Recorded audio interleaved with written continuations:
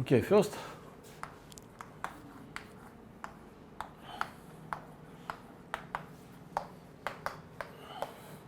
consider Sobolev space with the fixed boundary conditions.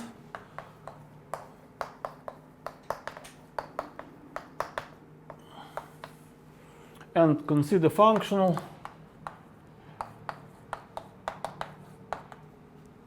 the value of function at point A for any A from interior. Because on the end of the interval we know the values. It is 0. It is 0. And by this theorem we know that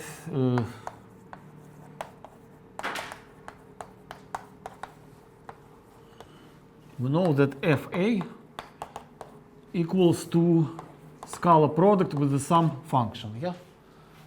The question was to find this function, to find the norm of this functional, and find the producing kernel. So, but in this space we have another scalar product which is equivalent to the standard scalar product in Sobolev space. And it looks like integral only for derivatives.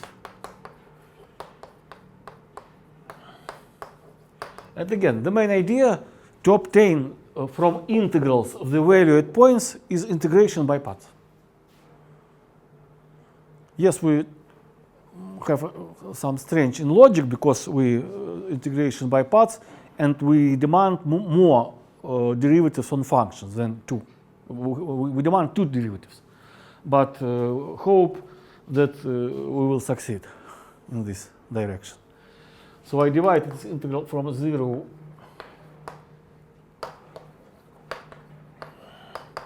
to A and from A to 1.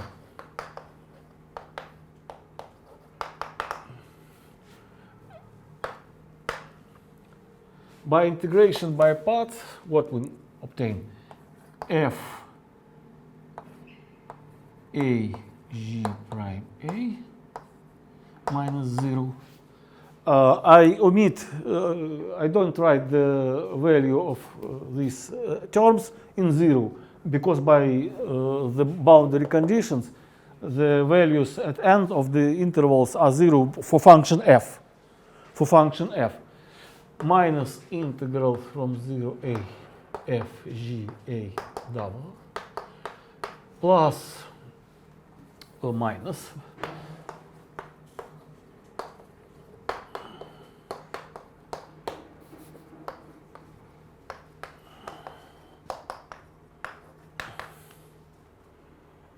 so what is the ones on function g?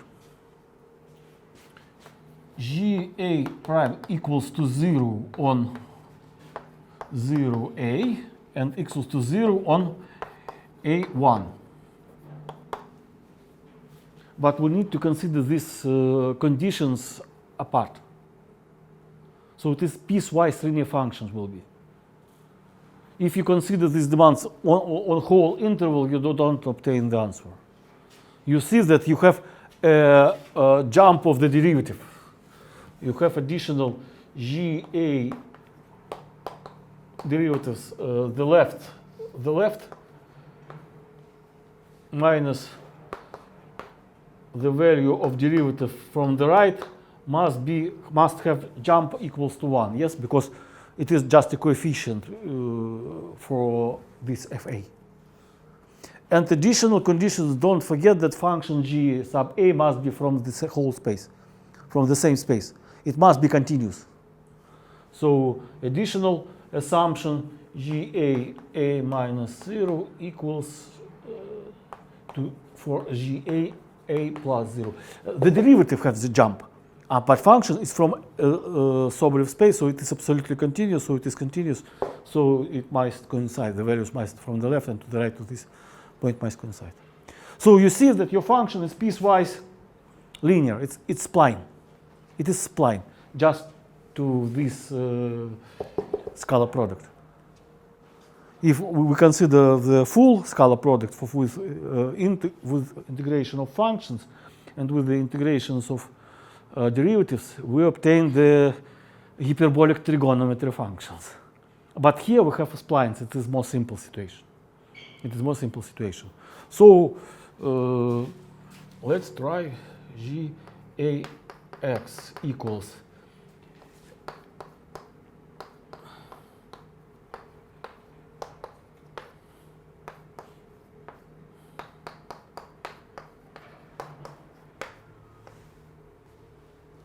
Is it clear why I take only such types of piece linear functions?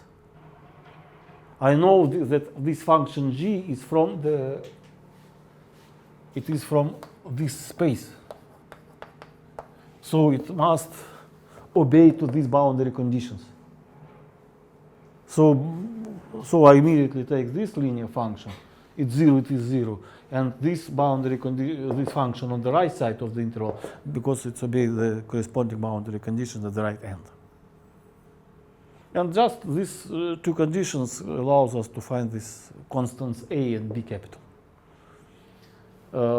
If we glue it a, b1 space a, I take minus x, so in symmetric situation it was 1 minus x is positive on the interval 0, 1. So b capital equals a, this. And this condition, derivative from the left equals to a, derivative from the right equals minus b, so plus b equals 1. What is this? Yeah. And then calculate a capital. A plus a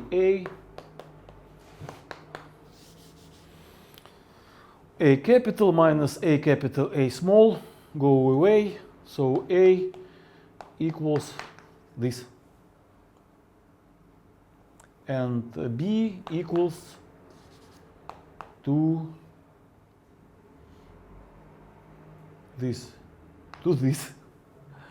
So you have a very symmetric form of this function GA.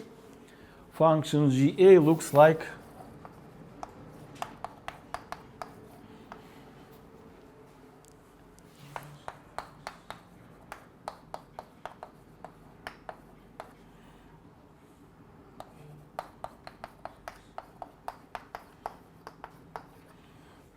and you can include in one case A.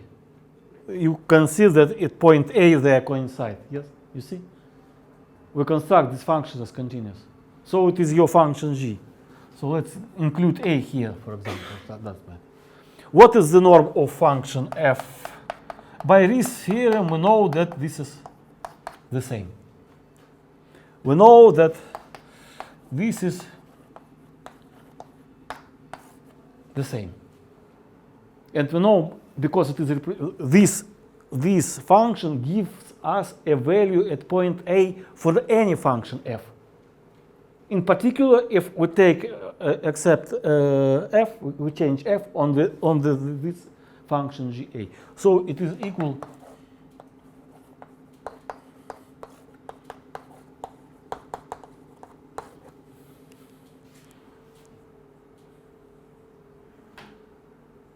what is the largest value for this? For point A, we obtain the largest value of this norm. 1/2. 1/2, it equals 1/2. And what is about reproducing kernel? If you want to have a reproducing kernel. Is it clear? I take it away. Okay.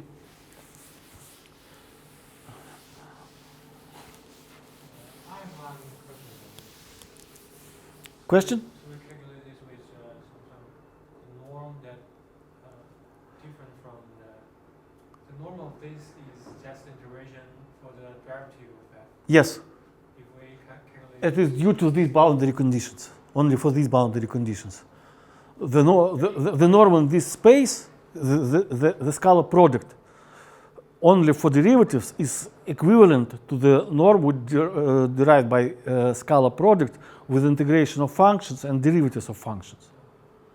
So the norm of this function, the norm in this space, is the norm of f prime in L2.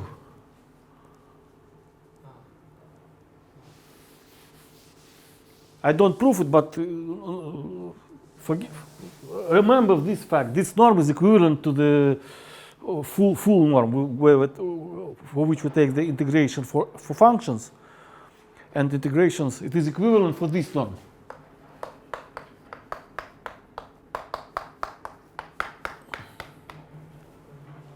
They're equivalent.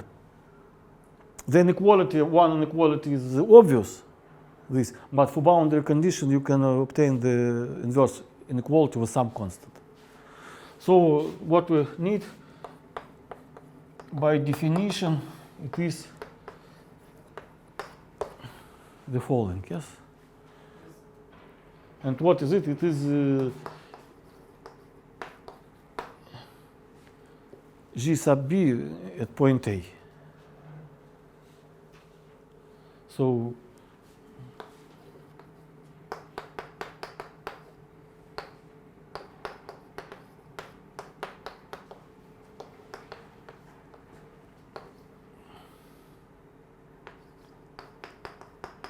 I rewrite this formula for convenience for parameter B, and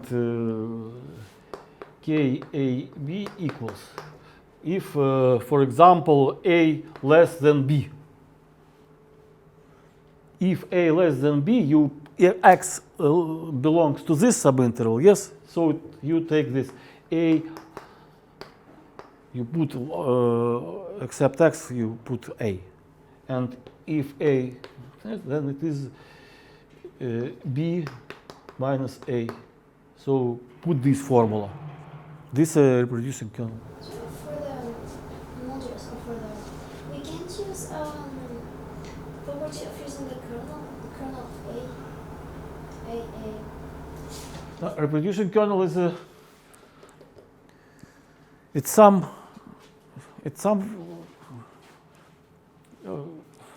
reproducing kernel is some gram functions.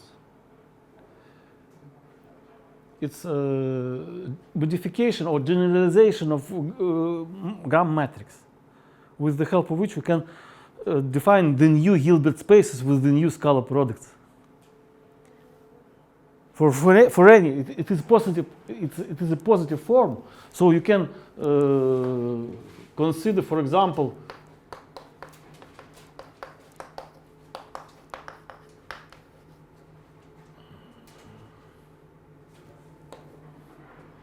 dA, dB, such scalar products.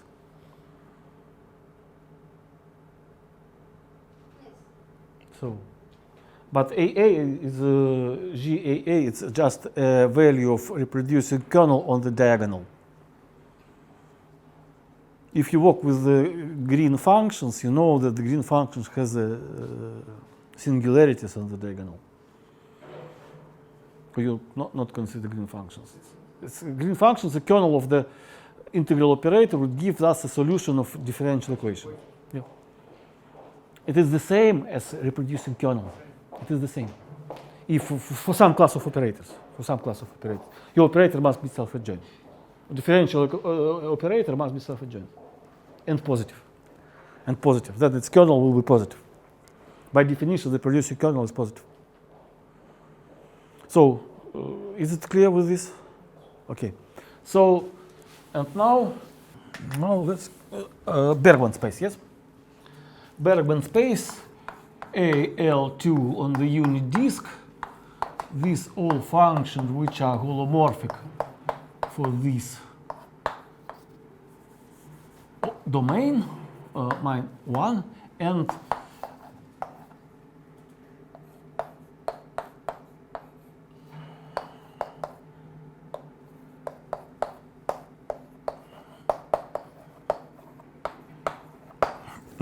finite of this value. It is a square of norm where z is x plus yy. And that is Hilbert.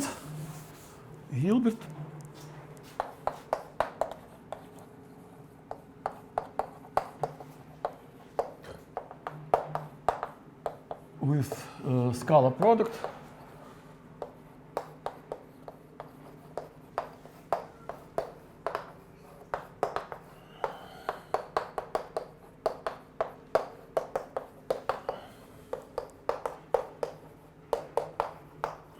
With this scalar product. If you know, this is just a square of the norm. Yes, by definition of scalar product, you see that this is. So first hint was to consider this system, yes, and check that this is orthogonal system, not orthonormal, but orthogonal system. So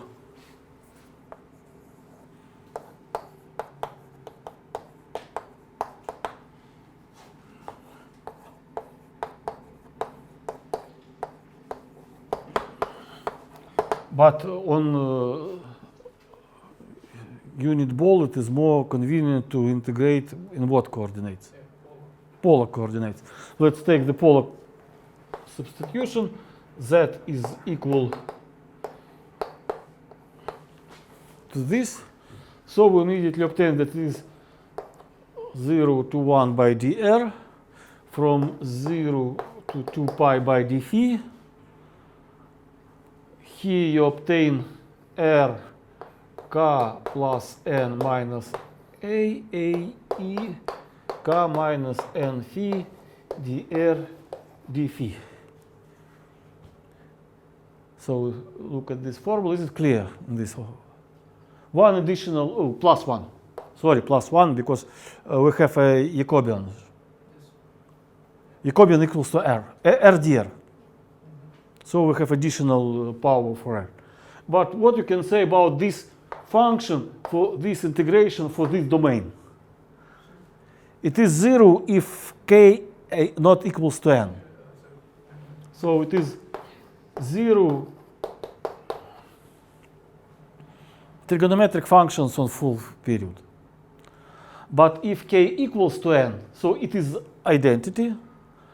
And here we have r2n plus 1, and one derivative we have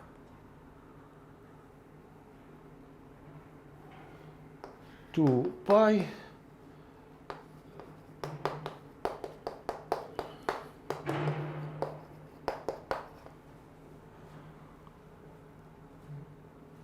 So we prove the orthogonality, and moreover we know that these functions ek equals form, it is a square of norm, yes, but this is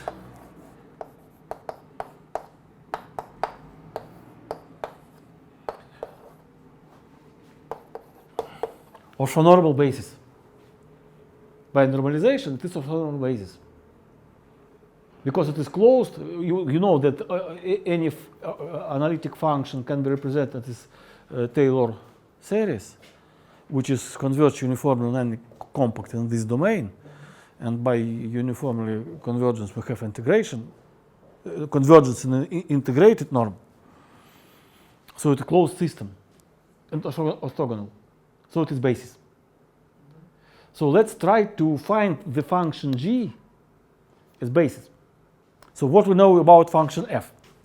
So second, function f can be represented as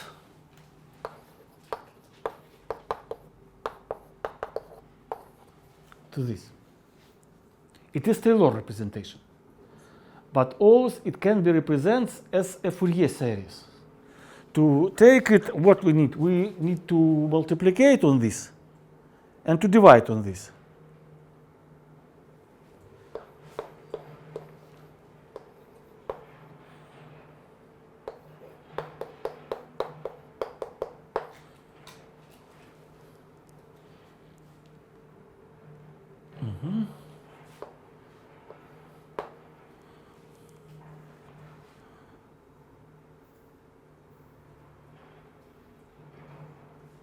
Yes.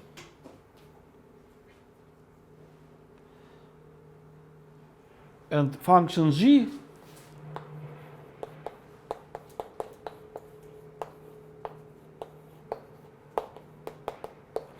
can be represented as following series. And now consider our functional, first step, functional f of f equals to the value of function f at point z, z0. And we know that it is, by Ries's theorem, it is a scalar product with this function g. And this is system are orthogonal. So it is equals to what?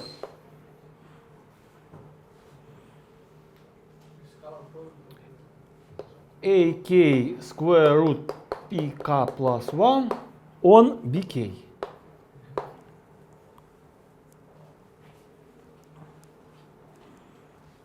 Yes? But for another situation, it equals to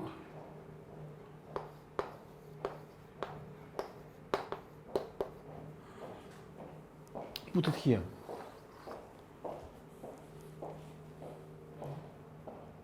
Compare these two sums. Can you say me what is bk? What are the coefficients b sub k? I obtained the two representations of one series. One, I calculate this by Ries's theorem and use the orthogonality, yes? By orthonormality, Ek is just the scalar product of this sequence with this sequence and L2 small. It is just this. And, but I know that we consider the functions which gives us the value of function at point. Put this point as this representation, and I write that it must be the same. So compare these two writings. What you can say about the coefficients bk?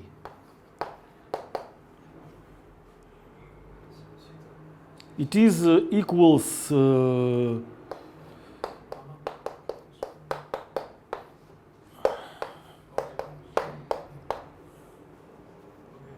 okay.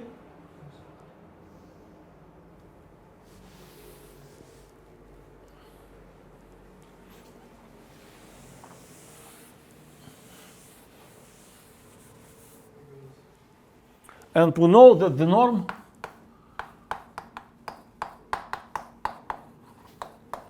let's write square by Parseval equation, by Parseval identity. This equality is the scalar product is injective. Why we can say that this? No, all Hilbert spaces are isometrically isomorphic.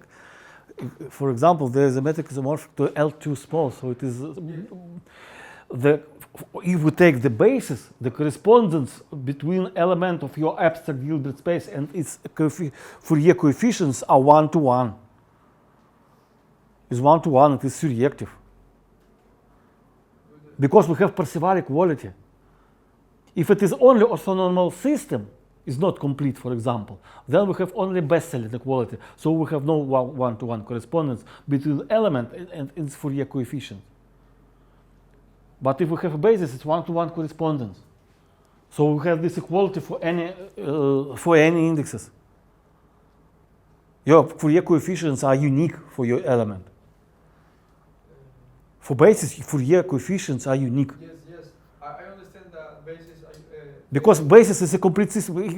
If some coefficient Fourier equals to 0, it means that your element is orthogonal to some basis element. If it is orthogonal to any basis element, so all coefficients, Fourier coefficients are 0, so it is 0. But yes, you're right, it is injective. But for any sequence from L2, I can construct the element with the same Fourier coefficients, so it is surjective. So we have this formula. So continue here by Parseval equality. By Parseval equality, the square, the norm equals to what? The sum of the integral of the transform. squares of absolute values of Fourier coefficient. So this is just a Fourier coefficient for function g. So equals 1 over p k plus 1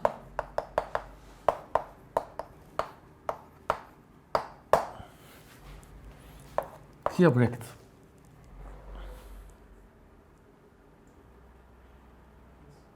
So just the time to remember calculus, how to calculate the sum of this series.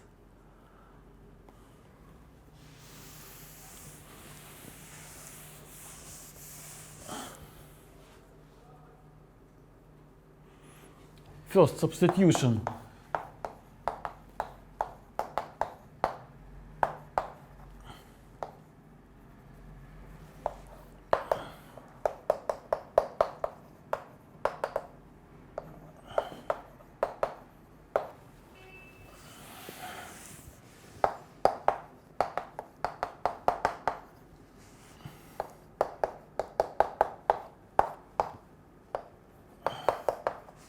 The simple trick with derivatives. It is a derivative of this series. We can write the derivative because t less than 1 and this series converge uniformly in the unit ball. So we can take derivatives by any term. But this is geometric progression inside.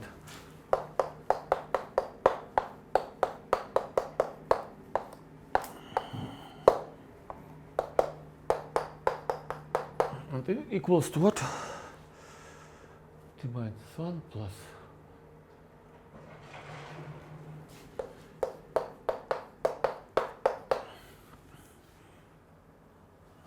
It seems to me equal to this.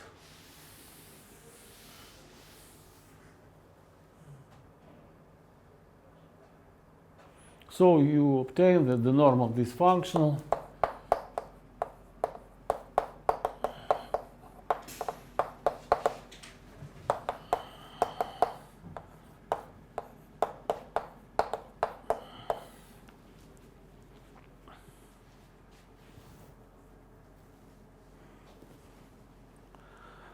I don't take derivative as a ratio. I take derivative as a power function. I give plus 1 here, minus 1 here, and plus 1. So this function, derivative of this is 0, and derivative of this is minus 1 because minus 1 here, and minus 1 again, and the square of the denominator. So we obtain this result. What you can say about the norm of this functional if a point z tends to the border of the unit disk? It became infinite. So the boundary values of holomorphic functions is a very difficult problem. So we know if your function is, if you have a strict radius of convergence, the strict value, you know that on the border will be the singular point for your holomorphic function. Not all border, but on border you have some singular points. So for many theorems, the formulation looks like take functions f holomorphic in the domain and, for example, continuous on the border. This function shows us that the lot of functions holomorphic which are not continuous on the border, because the functional of values can be unbounded. And what is about reproducing kernel? What is about reproducing kernel?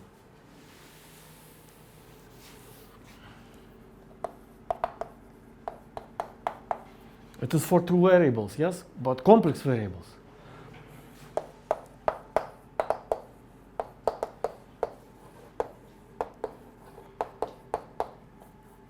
Yes, by definition.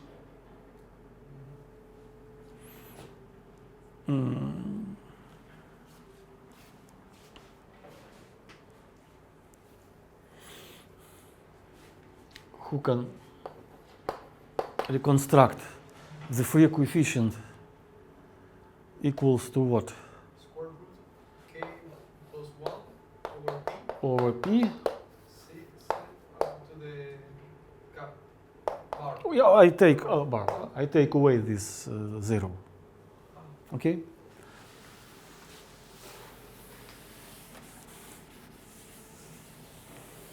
So we know that GW equals to, for example, CK yes? And GZ is just BK. And we know that this is equals to scalar product of CK, BK, and CK will be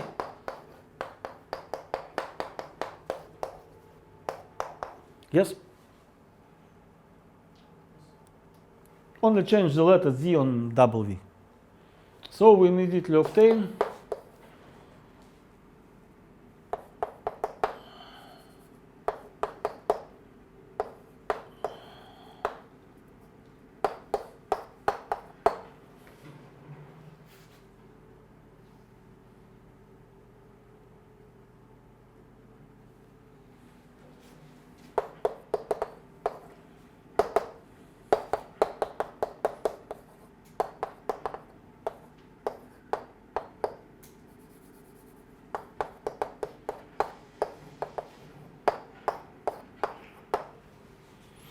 and the same trick.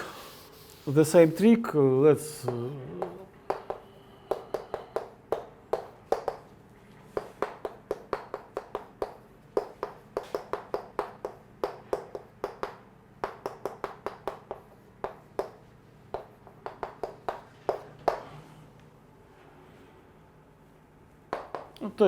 the answer from here.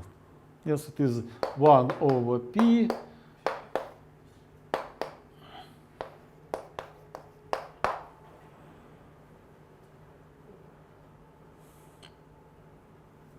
yes. This is a kernel, reproduce a kernel for Bergman space.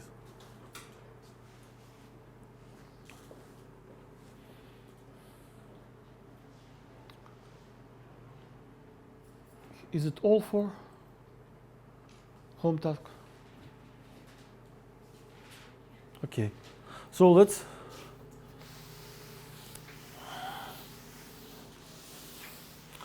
continue our seminar with a new theme on the adjoint operators. One more operator in L2. Let's consider L2AB. Phi from L infinity, AB is fixed. Operator A sub phi f is operator of multiplication on function phi. If this function is from infinity, our operator is bounded. And it is Hilbert space, so in Hilbert space we always find the adjoint operator, Hilbert adjoint operator. Find the Hilbert adjoint operator and ask the questions on what, when this operator is self-adjoint, when this operator is unitary.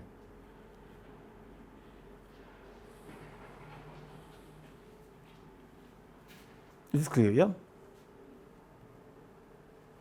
This is a problem. What? This is a problem for Hamburg or not? No. For the home at the end. I will get for the end.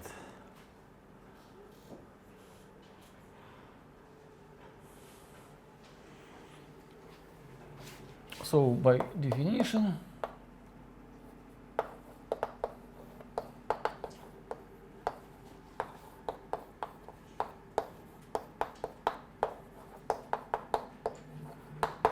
the same as we do in L2 small for operator of multiplication.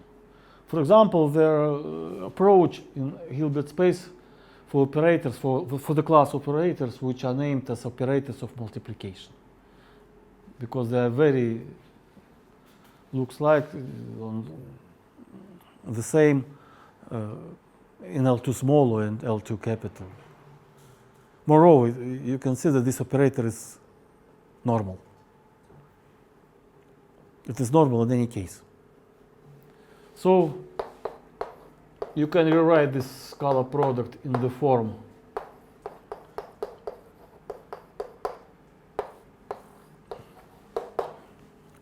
and inside the bar, outside, up, below the bar of the scalar product, you obtain the answer for adjoint operator. So adjoint operator, it is operator of multiplication on the conjugate function. So you can write answer in shorter way as following.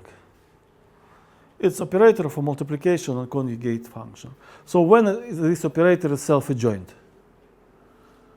When function is real, almost everywhere. When it is this operator is unitary.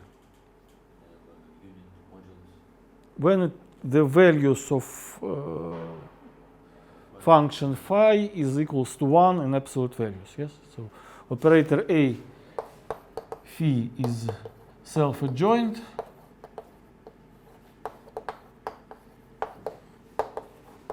if phi x almost everywhere. Without sets of measure, of zero measure. Is unitary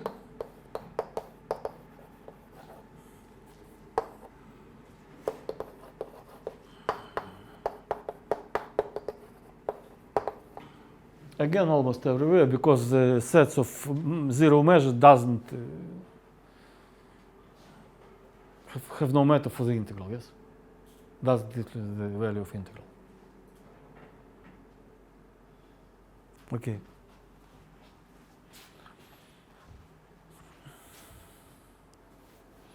More difficult situation.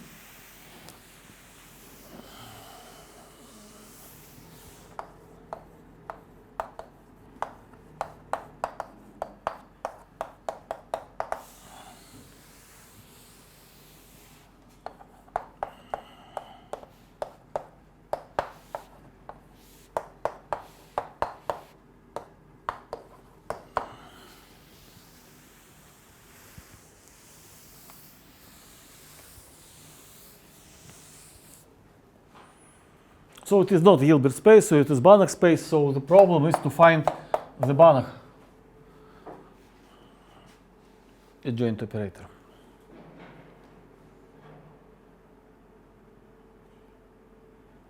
And again, it is more convenient to write the description of this operator as operator which acts not on functionals, but on functions of bounded variations. We know that this A prime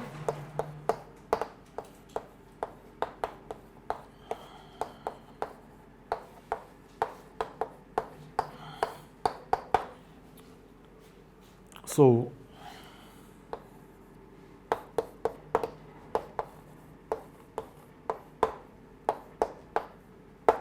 but for this function we have one-to-one correspondence for function g, and for this functional we have one-to-one correspondence for function W small, where function g and W small are from the space BV0.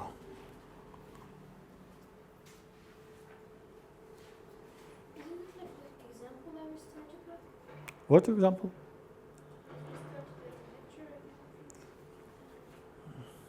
Somebody was late on the lecture.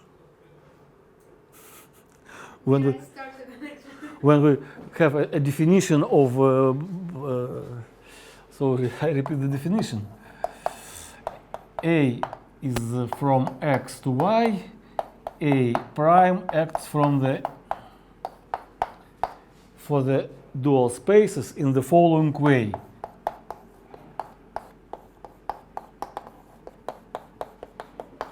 This is definition of action of adjoint operator in Banach spaces.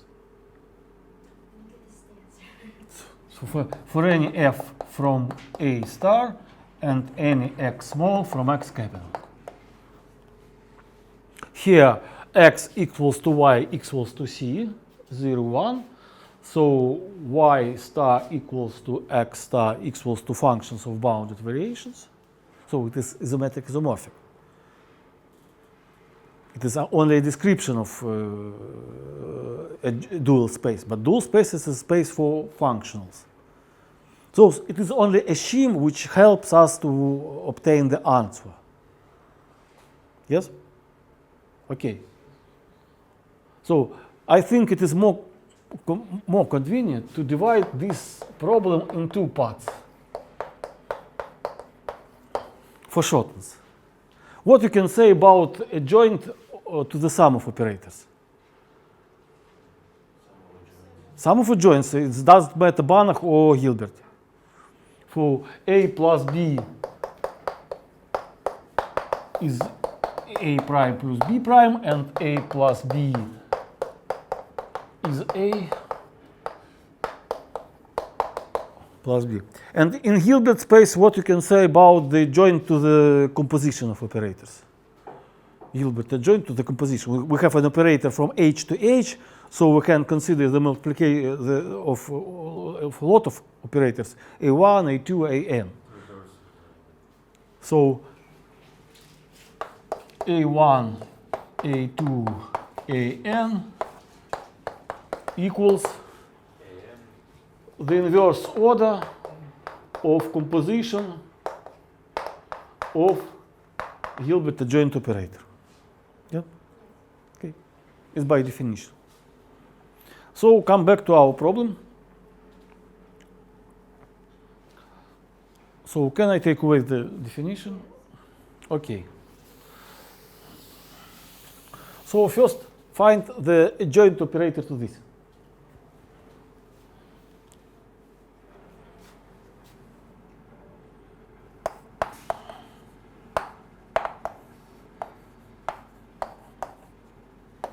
Yes? And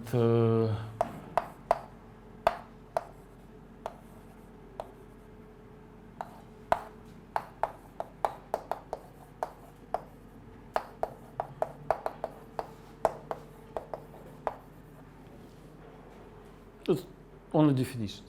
Another, it is equals, this equals by definition G1 A1F. And it is equal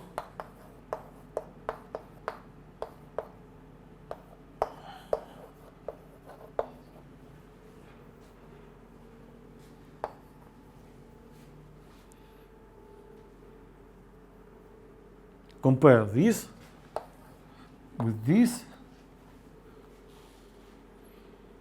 Can you describe the function W1 with the help with function G1? So the action of operator is just the same to say what happens with G1 to obtain W1. Okay, it is again.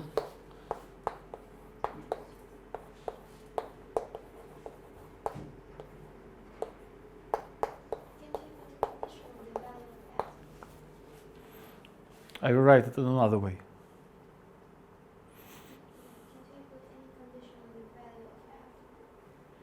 For any function f.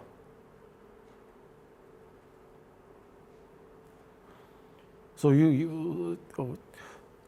this place is stop of calculations. So what you need to look attentively on these equations, on this equality, and give the answer. What happens with function g? To what functions W transforms? You see that you have no integral here. You have only the value at point 0. So your function W is a piecewise constant and have a point of discontinuous at point 1. So function W looks like here. By definition of space BV0, at 0 it must be 0. But then you have only the value of function f0 at 0. And then there are no integration sums. So your functions looks like these functions. What you need to answer is what is the value of this jump. It's just a coefficient at f at 0. It is just a coefficient of this between for this element. So it is this. It is this number. So this is equals t d g1. So we obtain the description what happens with function g, how we can construct double v from function g. The way, if you describe how to obtain function double v, you just describe the action of operator. Yes? You give an arbitrary function g, you must obtain the rule to construct function double v. This is a rule. So it is the action of operator A1. And action of operator A2.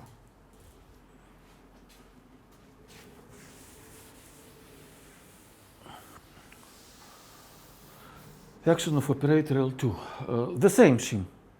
Just the same. A2 G2 on F equals double V2 on F equals integration F double V2. Yes? On another side, it equals G2 A2F equals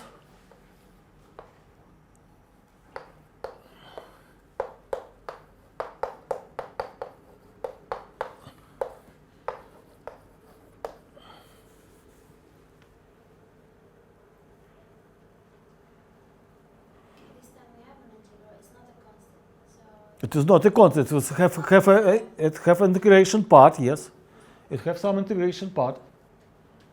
So must compare this and obtain and try to understand what happens with function g2 to obtain this form. Can be integrated by parts. Why not? Let's try to integrate by parts.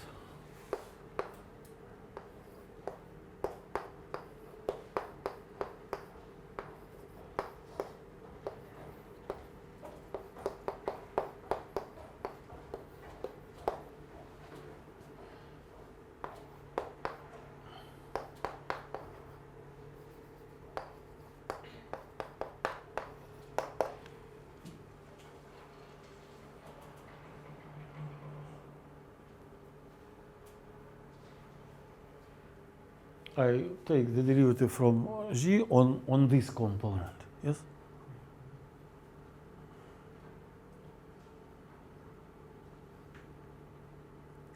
Yes? So this equals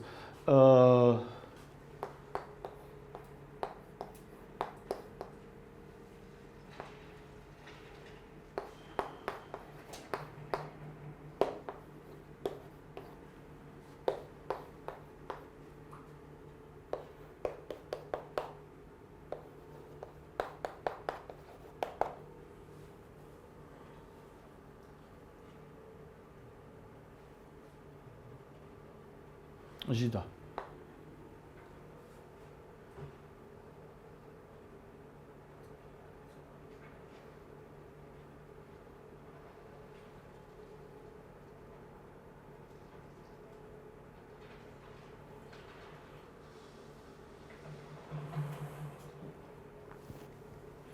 Here you can change the variable of integration. You can change it on x.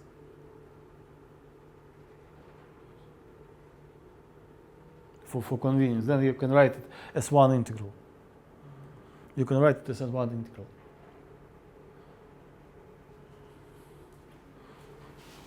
Like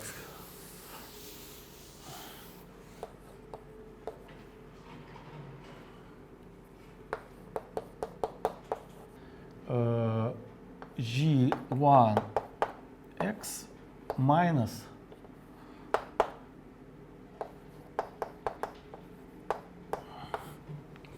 not easy way, but you can write it. Let's check it. See, this is constant g1 on dt. In this integral, I change the variable t on x. Yes? Here, the same. Understand? Fx, differential of g1 on x. And how I can put here inside the differential? Only as primitive. So the differential of primitive of this is just g of x dx. Yes?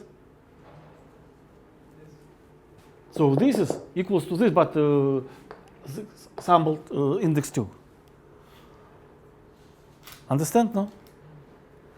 Okay, so d of 0x g of t dt equals g of x dx for any function g.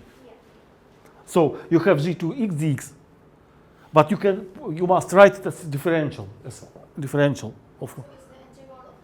Yes. So you obtain this. So what is the function w? What is w2?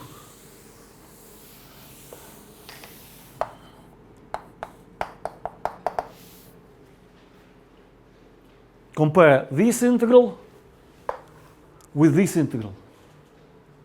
So it is equals g second 1 x minus integral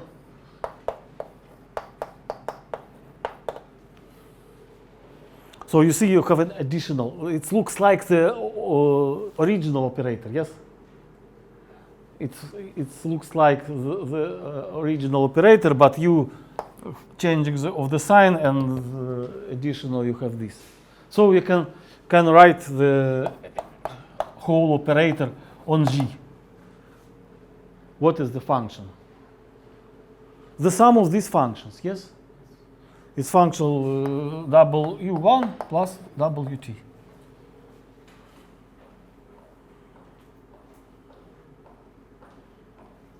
I think it's the better view of the answer, because to combine this as sum is not a good idea. But only the constants, you see, so it is equals to without any index.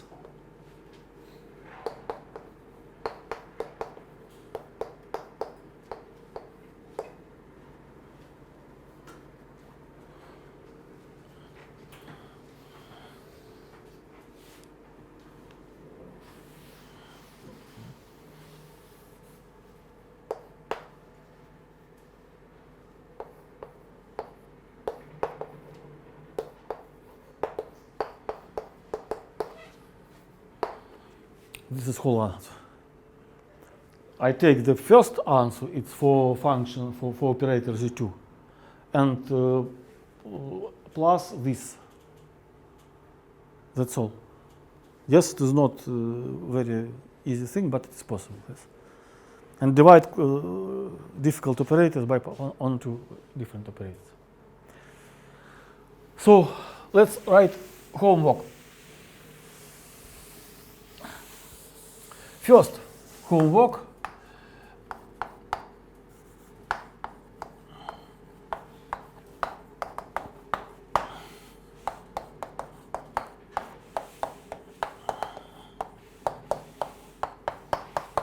Let's consider again our known integral operators.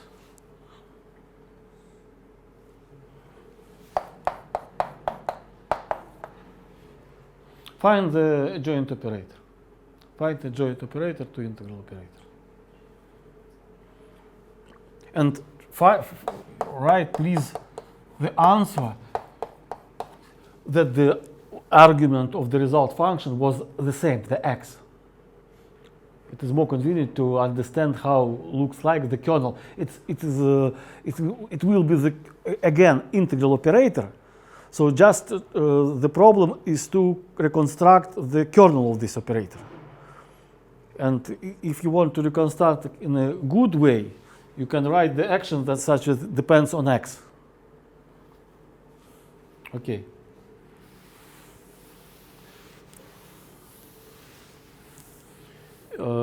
Use the problem 1 to the following problem.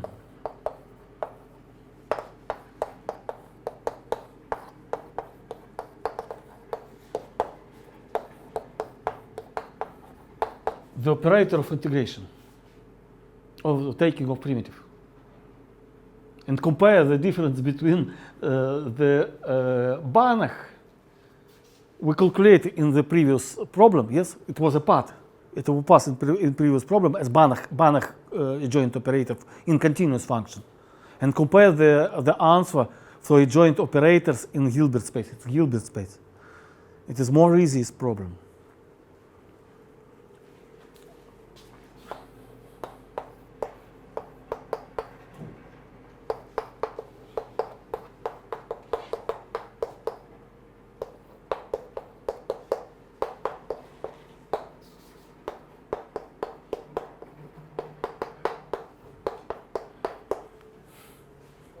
Oh, I remember,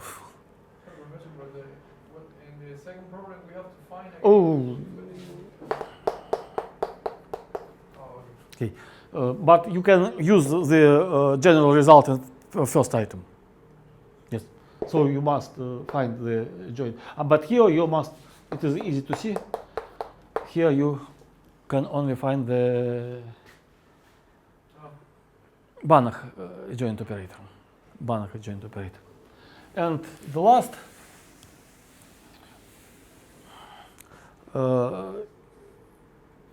can you write the uncertainty principle in operators language?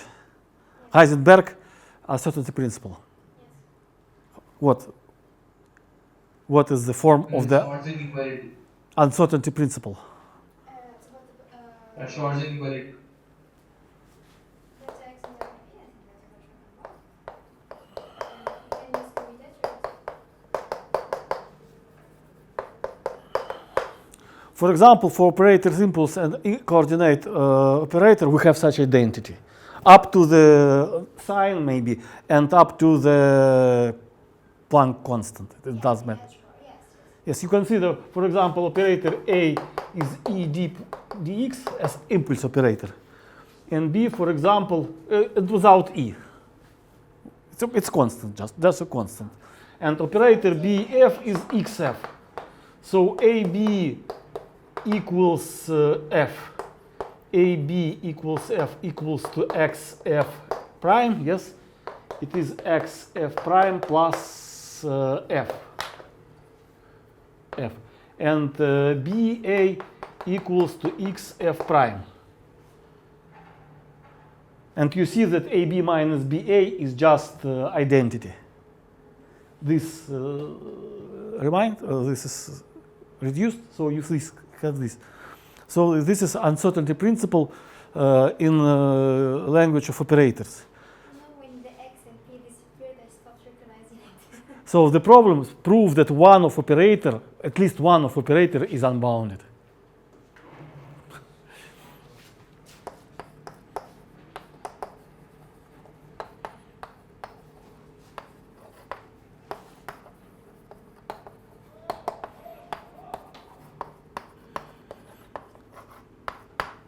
Just we have only one method by the definitions of the norm. By the definitions of the norm. When we study the spectrum and obtain some property of spectrum, we come back to this problem and obtain another solution with the help of spectrum. That's in the Banach space. In Banach space, it's in any Banach space, but of course in quantum mechanics it's some Hilbert space, yes. But it is possible in Banach space.